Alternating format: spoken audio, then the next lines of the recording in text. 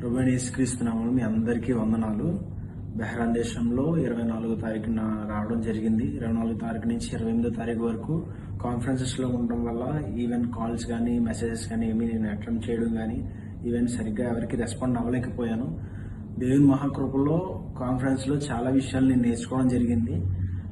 దేవుని కృప ఏంటంటే పరిచర్య ఏంటి, ఎలా నడిపించబడాలి, ఎలా బ్రతకాలి, ఎలా నిలబడాలి, సేవకులతో ఎలా ఉండాలన్నది నేను ఈ కాన్ఫరెన్స్ లో చాలా తెలుసుకోవడం జరిగింది.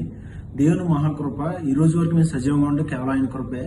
అయితే గత శనివారం చాలా మంది సేవకులు రిటర్న్ వెళ్ళాలి, ఇండియాకి రిటర్న్ వెళ్ళాలి. 28వ తారీఖున మధ్యాహ్నం వెళ్ళిపోవాలి. కానీ ఆయన చిత్తం ఏముందో మనకు తెలియదు. ఆయన కృపలో వీళ్ళందరూ భద్రపరిచి ఉన్నారు అనడానికి సాక్ష్యం ఏంటంటే ఫ్లైట్ ఎగరక ముందే మిసైల్ పడి ఎయిర్పోర్ట్స్ అన్ని క్లోజ్ అవ్వడం జరిగింది. వీళ్ళు ఎగిరిన నిమిషంలో ఒక మిసైల్ ఒక చక్రానికి తగిలిన, ఫ్లైట్ కి తగిలిన 80 మంది సేవకులు ఈరోజు మనం దాని గురించి మాట్లాడుకుంటా ఉన్నాము అంటే కేవలం ఆయన కృప. ఆయన చేసిన మేలుకై ఇక్కడున్న ప్రతి ఒక్క సేవకులు స్తుతించారు. మాకు ఇక్కడున్న సేవకులు అంటే బెహ్రాన్ దేశంలో ఉన్న ప్రతి సేవకులు కూడా, ఇక్కడ ఉన్న ప్రతి సంఘస్థులు కూడా మాకు ఎంతగానో సపోర్ట్ చేశారు. మేము ఎక్కడ నలిగిపోవడం కానీ, ఎక్కడ కృంగిపోవడం కానీ, మాకు ఆహారం అందకపోవడం కానీ ఏ రోజు లేదు.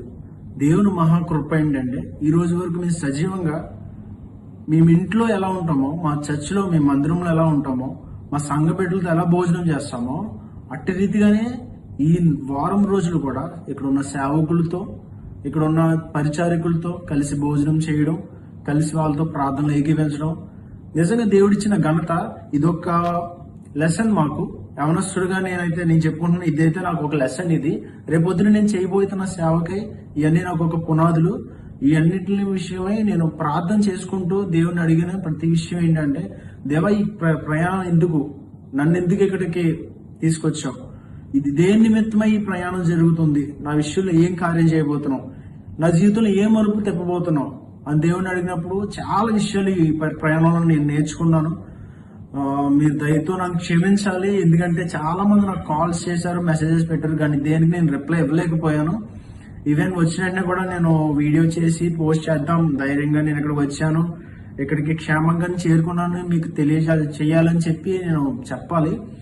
నన్ను క్షమించండి. ఎందుకంటే కాన్ఫరెన్స్కి వచ్చిన తర్వాత మాకు వైఫై సరిగ్గా ఇక్కడ కనెక్ట్ అవ్వకపోవడం, కొన్ని ఇష్యూస్ ఉన్నా, కానీ దేవుని మహాకృప ఏంటంటే ఈ రోజు వరకు సజీవంగా ఉన్నాం అంటే కేవలం మీ ప్రార్థన, మీ అనుదిన ప్రార్థనలు మమ్మల్ని జ్ఞాపకం చేసుకున్నారు. ఈ రోజు వరకు మీరు సజీవంగా ఎన్ని మిసైల్స్ పడినా బెహ్రాన్ దేశంలో స్టిల్ ఇప్పుడు మీతో నేను మాట్లాడుతున్నానంటే బ్యాక్గ్రౌండ్ నాకు ఇంకా మిసైల్ సౌండ్స్ వినిపిస్తున్నాయి, కానీ ఇంకా మీతో నేను స్టిల్ మాట్లాడుతున్నానంటే కేవలం ఆయన కృప. 72 మిసైల్స్ కన్నా పైనే పడ్డాయి, కానీ ఈ రోజు వరకు కూడా చిన్న గాయం కూడా మాకు అవ్వలేదు. ఈవెన్ 80 మంది సేవకులు ఎవ్వరికి ఏమి కాలేదు. చాలా మంది వాళ్ళ ప్రాంతాలకు చేరుకున్నారు. వాళ్ళ పరిచర్యలో ఆదివారం జరిగించాల్సిన ప్రతి పరిచర్యకి చాలా మంది సేవకులు చేరుకున్నారు. కువైట్ వెళ్లాల్సిన కువైట్ వెళ్ళిపోయారు, ఖత్తర్ వెళ్లాల్సిన ఖత్తర్ వెళ్ళిపోయారు. ఇండియా వెళ్లాల్సిన వాళ్ళు మేము, మా కోసం ప్రార్థన చేయండి. దేవుని మహాకృప వల్ల ఈ రోజు నేను సజీవంగా ఉండి మీ ముందు సాక్ష్యం చెప్తున్నాను. నా తండ్రి ప్రార్థన, నా సంఘ ప్రార్థన, ఈ రోజు వరకు క్షేమంగా ఉన్నాం. వస్తున్న ప్రతి ఒక్క సేవకుల కోసం ప్రార్థన చేయండి. ప్రార్థనలను జ్ఞాపకం చేసుకోండి. Thank you. అందరికీ వందనాలు. Thank you.